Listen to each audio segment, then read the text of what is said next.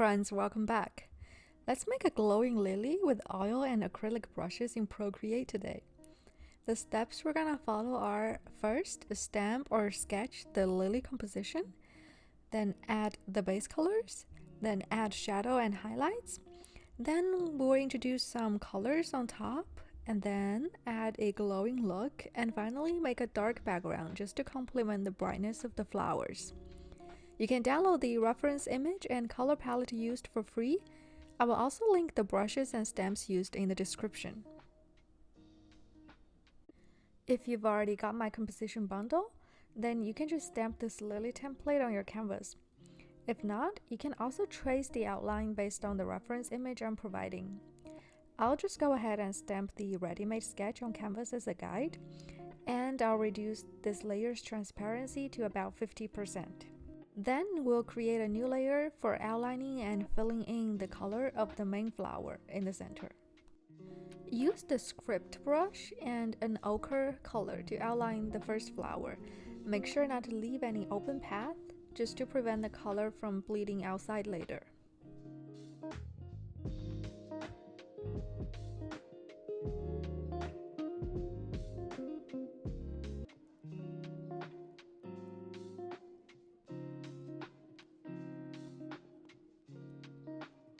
When you're done with the outline, just fill the shape by dragging the same color, inside. We'll do the same for the other flower. Create another new layer for the flower on the side, and repeat the previous steps, except that we will use a violet color instead of an ochre one.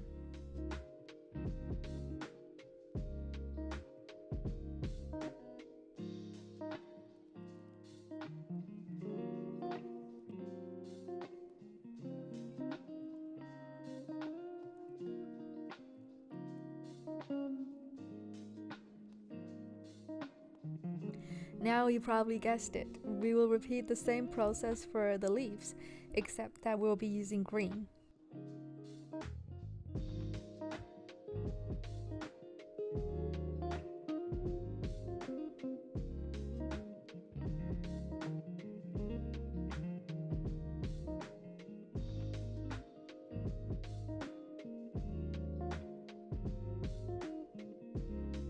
And finally, we will create a new layer for the stamens, and for that we will use the detail grunge brush.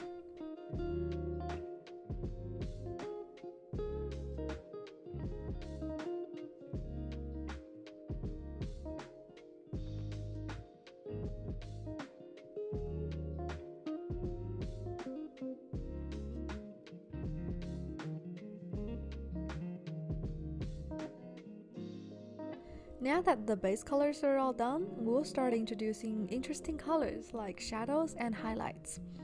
Create a new layer on top of the ochre flower and turn on clipping mask for the new layer, just so that our new strokes wouldn't go outside the flower. We'll start with adding shadows to the petals using the palette knife soft brush. Pick a darker shade than the ochre for shadow. And let's just focus on the center of the flower mostly, because this part tends to be in the shadow cast by the petals. If a petal is partially covered by another one, then we need to add shadow to that one too. And don't forget to add some on the petals as well.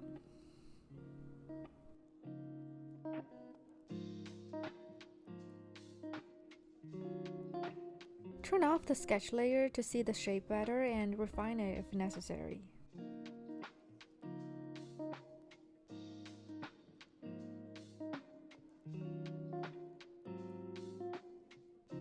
Alright, on the same layer we added the shadows, we will also add some highlights by using a lighter shade of ochre. And for that, we'll just use palette knife soft brush.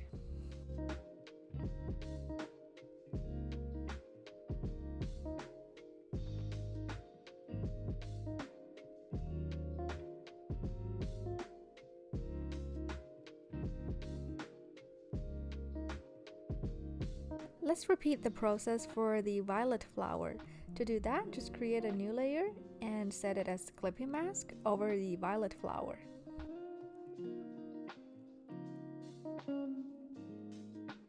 And we will use the palette knife soft brush to add both darker and lighter strokes for shadow and highlights on this violet flower.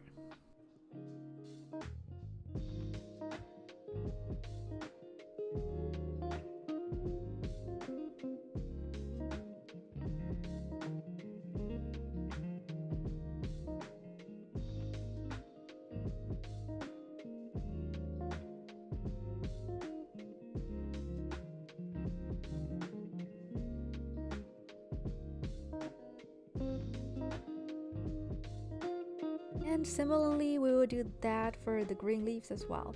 Create another layer, set it as clipping mask above the green leaves, and then use the palette knife smooth brush to add dark parts, mostly in the center and more on leaves that are partially covered. Reduce the brush size because the leaves are much thinner.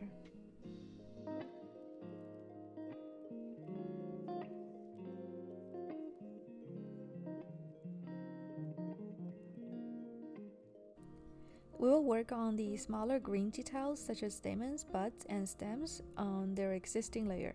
And for that, let's just turn on Alpha Lock. This will allow you to freely paint without going beyond the shape boundaries. The difference between clipping mask and Alpha Lock is that for clipping mask that we just did, you need at least 2 layers for that to work. And the strokes are added on the top layer, and you can change anything you want on either layer later on. But Alpha Lock requires only 1 layer, and if you change your mind about the old strokes covered by your new strokes, well, you can't. So this is for smaller details that you know you won't change your mind about later on. Use the palette knife smooth brush and a darker green to add dark parts to the stamens.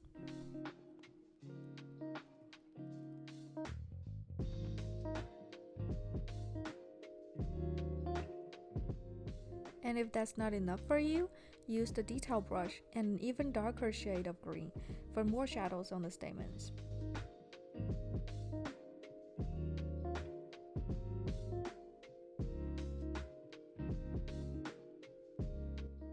If you think the shadows are too harsh, you can soften some of the rough areas by using the grunge dry brush as a smudger, not as a painting brush, at size about 5%.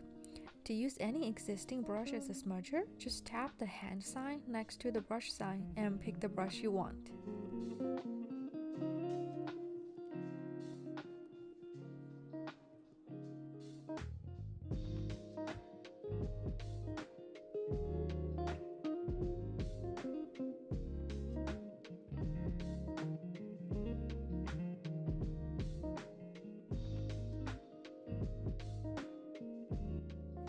Now that we're done with the shadows and highlights, you can stop here if you want because it's quite pretty already, but we're going to take it to the next level by introducing some more colors. And we'll still work in the same order as before, so let's start with the main flower in ochre and go back to the spots layer where we added shadow and highlights, and use the saturated wet on dry brush to add some mauve strokes. This brush sort of blends the new strokes and colors into the old ones, mimicking painting traditional oil and acrylic on canvas. We chose the mauve color because we don't want to introduce too many colors, and mauve is like in between ochre and violet, so the final outcome will still look harmonious.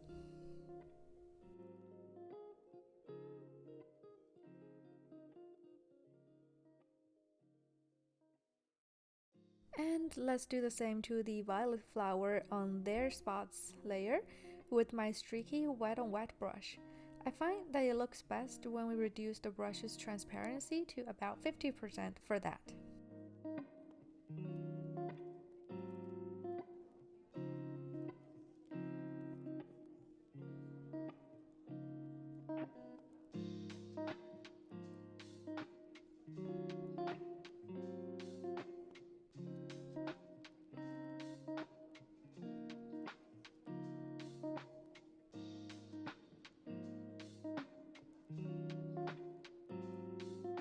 And let's also return to the stamen layer and add a lighter green using the saturated wet on wet brush to convey color radiance.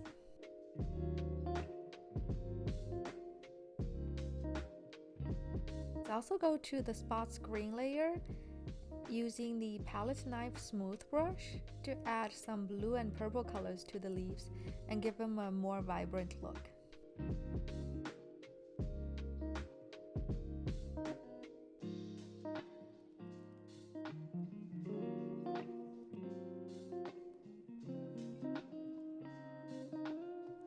You can really stop here now if you want, but I want this piece to look radiant, so I'll create a new layer on top of all the other layers and turn on the add mode to make the new colors shine. Use the dry grunge brush for this and decrease its opacity to 30%. And then just add some light to the flowers with the brightest shades of each color. So add the brightest yellow on top of the ochre flower and add the brightest violet on top of the violet flower. When you're done adding new colors, I want you to tap the adjustments in the top left corner and then select Gaussian blur and then just blur the edges. And move your brush from left to right and stop at around 15%. This way it looks more natural. And then on the same layer, use the detail grunge brush to draw more bright details on the leaves following the directions of the veins. Hey, we're almost there, I promise you. To make the flowers look more luminous, let's just create a new layer at the bottom for a dark background. For a blurry background, let's just use dark teal and the brush Blender Grungy Colored at about 40% size and add some haze to the corners of the background. There you go. I hope you enjoyed this tutorial. Make sure to subscribe so you get notified next time we publish a new one. If you enjoyed it, will you just drop a like to help this channel reach more people just like you? Thank you. And until next time, happy creating!